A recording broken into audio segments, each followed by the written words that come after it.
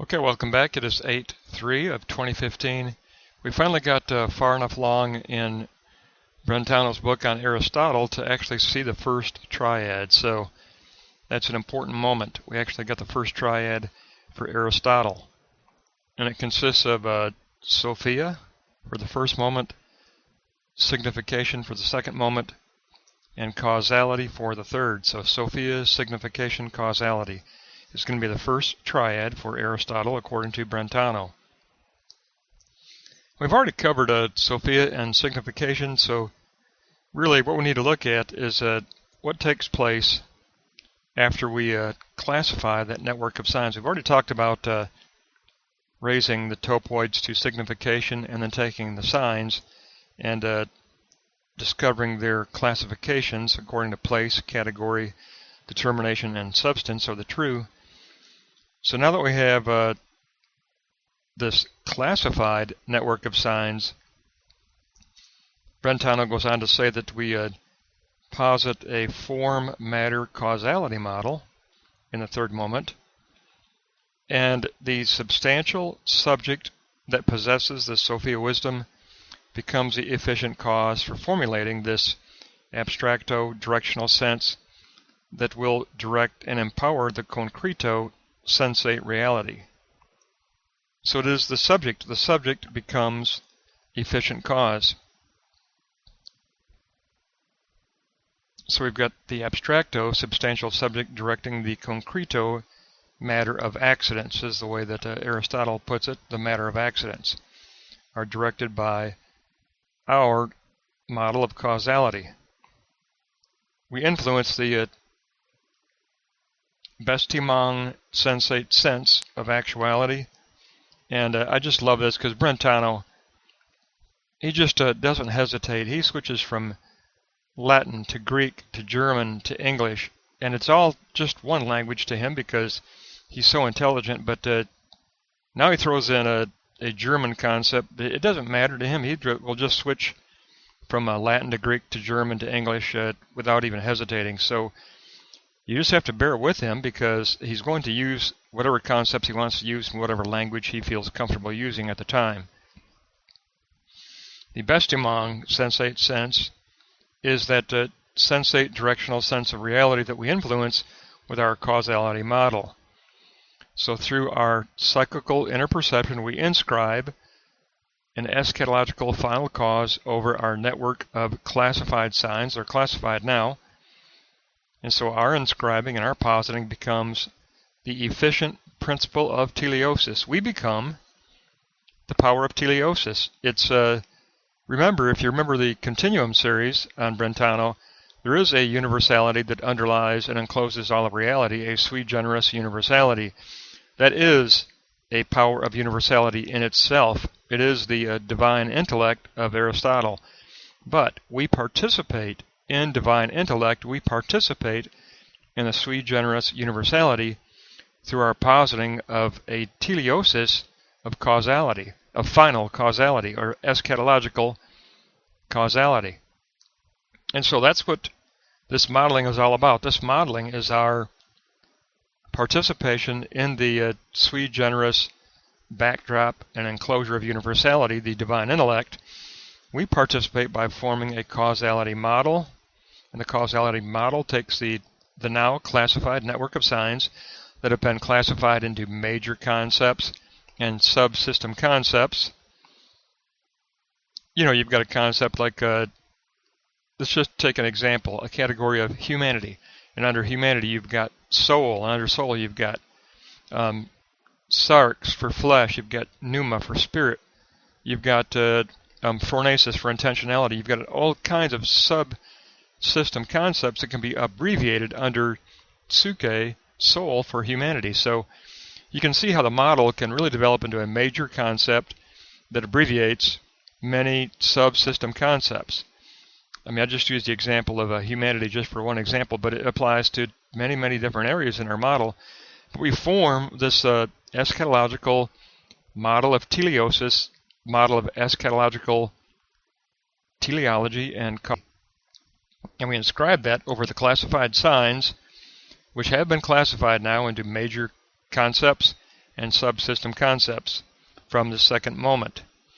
We have moved on from signification to causality.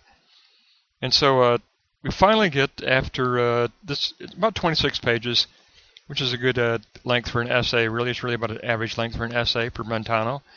But after 26 pages, we finally get the first triad for Aristotle of first realizing that if we're going to penetrate sensate reality and discover the backdrop of universality, the true substance of the true of the divine intellect, we'll have to take up Sophia wisdom, which does take up episteme, epistemology, the true expertise in interpreting the true, and also taking up our initial frenetic stance and allowing that frenetic stance to mature through our analytical work. And then once we take up that tool and implement Sophia wisdom, we enter into the second realm of secondary presentation, the cyclical realm of presentation. We want to work on, first of all, formulating those topoids, which is basically the generalizations. But once we acquire the generalizations, we work on lifting them to signification. And we do that by realizing that we're going to work on their spiritual pleirosis and their spiritual teleosis. And we are going to analytically work on them through syllogism, the Aristotelian syllogism. And then once we get that, we have the network of signs. And then we work on place and category and eschatological trajectory. And we start classifying them. And once we get them classified, we don't just have a network of signs anymore. We have a network of signs with many partitions. We've got this network in our mechanical memory. It's all stored in mechanical memory. Okay, that's where we kind of keep things on hold for modeling. But in our mechanical memory, we've got partitions built. And these partitions partition off categorical areas. They're like the vertical columns in our cortical region of the brain. But the cortical region has 6 layers, which can take on a lot of sub-neuronal processing. So think of the vertical column as your category, and then think of the layers of the cortical region of the brain where a lot of your subsystem data can be arranged. And then all of that can be interrelated through collateral axons that can link to each other. So a little bit of a diversion here to the neural psychology, but I can't help that. I love neural psychology. But anyway, what we're looking at is basically that system of signs has been elevated to a network of significations with partitions built in. Now you've got self partitioned from the category of history, and history categorically partitioned away from Genesis, and Genesis partitioned away from eschatos. And you've got theos, or divine intellect, partitioned away from those. You've got all these categorical partitions set up, and you've got your subsystem concepts classified under those major categories. And it's ready for modeling, but you've done a lot of partition work and a lot of classification work in the second moment after you lifted topoids to signs of the true. Notions of the true, if you want to take up Hegel, notions of the true. Well, now that you've got these partitioned notions of the true, you've got to take that and you got to move on to developing a causality model, which I'd prefer eschatological model myself. I'd like to take up the Hegelian or the Moltmannian concept of eschatology rather than causality, which take up, but of course they were both from the Tübingen school of Aristotle, so everybody that's evolved out of Tübingen has been an Aristotle specialist, including Moltmann and Hegel and Brentano. They all came out of the Tübingen school. But we do move on from this classified network of signs to developing an eschatological model of causality. I use both terms. An eschatological model of causality. It's going to be informing all of those significations with the temporal continuum trajectory. Brentano uses the term temporal continuum, so we'll borrow from him there for a moment, but we'll take up that temporal continuum of the eschatological trajectory of all those significations and form this form and matter causality model. So it's our first chance. I want to put another talk up because it is our first chance after 26 pages to look at the first triad for Aristotle from Brentano of Sophia, signification, and causality. Sophia, signification, and causality. That puts us up through page 43.